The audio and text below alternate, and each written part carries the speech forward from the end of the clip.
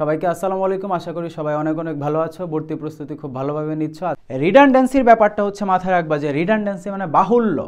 মনে রাখবা বাহুল্য মানে কি, অর্থাৎ ওই যে আমরা বাংলাতে এরকম অনেক বিষয় আছে যে গুরুচণ্ডালী দোষ, এই দোষ সেই দোষ, অতিরিক্ত কিছু ব্যবহার করা যায় না।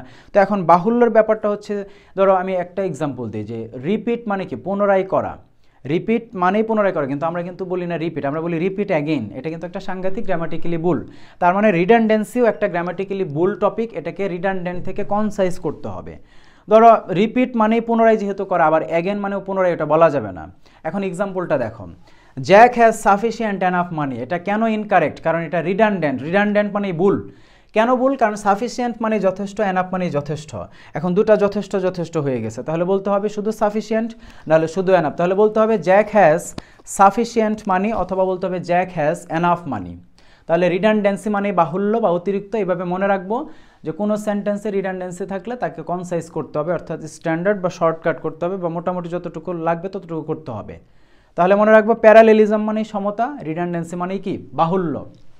তাহলে পুরো টপিকটা তোমার মনে থাকবে। এরপরে যে আচ্ছা, এখানে রিডান্ডেন্সির ব্যাপারটা দেখো। এখানে সবাই স্ক্রিনশট দিয়ে নাও এগুলা, বা নোট করে নিবা খাতা, এগুলো ভালোভাবে পড়ে ফেলতে হবে।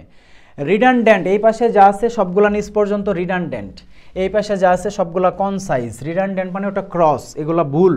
এখন ওইটার কোনটা সঠিক ওটা পাশে দেওয়া আছে। যেমন দেখো, এই তিনটা একসাথে মনে রাখতে পারবা। রিটার্নের সাথে রিটার্ন, রি মানে পুনরায়, রিটার্ন, রিভার্ট, রেফার, এগুলো পুনরায়। পুনরায়ের সাথে আবার ব্যাক হবে না, কারণ ব্যাক মানেও পুনরায়, বা যে আমরা বলি না যে কল ব্যাক করিও, তো এরকম। তো এখানে ধরো এগুলোর সাথে আর ব্যাক না হয়ে শুধু রিটার্ন, রিভার্ট, রেফার হবে, তার মানে ওইটাই সঠিক। সাফিসিয়েন্ট এনাফ না হয়ে অবলিক মানে যে কোনো একটা হবে।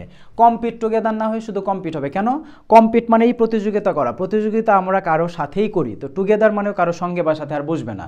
তেমনি করে জয়েন টুগেদার হবে না, জয়েন মানেই কোনো কিছুতে কারোর সাথে জয়েন করা, তো এখানে জয়েনের সাথে টুগেদার হবে না, শুধু জয়েন কারেক্ট অ্যান্সার হিসেবে এমসিকিউতে নেওয়া লাগবে।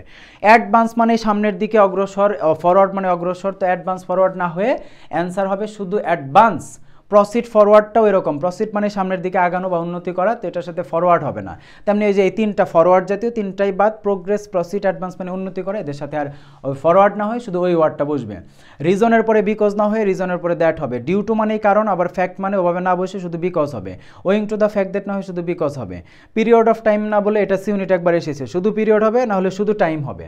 এখানে দুইটা এখানে দেওয়া আছে, দুইটা পেজের মধ্যে, দুই পেজের মধ্যে, আর কিছু না। এই যে রিপিট অ্যাগেন না বলে শুধু রিপিট বলতে হবে। রিসেম্বল মানেও একই, লাইক মানেও একই, শুধু রিসেম্বল। আরেকটা আছে দেখবা, এখানে ধরো যে এই যে সেম আইডেন্টিক্যাল, আইডেন্টিক্যাল মানেও একই, সেম মানেও একই, তাহলে যে কোনো একটা ব্যবহার করতে হবে। আশা করি বুঝতে পেরেছ। প্রেফারেবল মানে তুলনা করতেছো তুমি, এখানে মোর প্রেফারেবল বলা যাবে না, শুধু প্রেফারেবল। ডিভাইডের পরে আপ বসবে না, কন্টিনিউয়ের পরে অন বসবে না। দি টাইম, হোয়েন, টাইম মানে সময়, হোয়েন মানেও সময়, প্লেস মানেও জায়গা, হোয়ের মানেও জায়গা, ওগুলো না বলে শুধু দি টাইম, না হলে শুধু হোয়েন, শুধু প্লেস, না হলে শুধু হোয়ার, এগুলো ব্যবহার করতে হবে। নিউ ইনোভেশন, নিউ মানেও নতুন, আবার ইনোভেশন মানে কোনো কিছু ইনোভেট করা মানে নতুন কিছু, তাহলে দুটা না বলে যে কোনো শুধু ইনোভেশন বলতে হবে।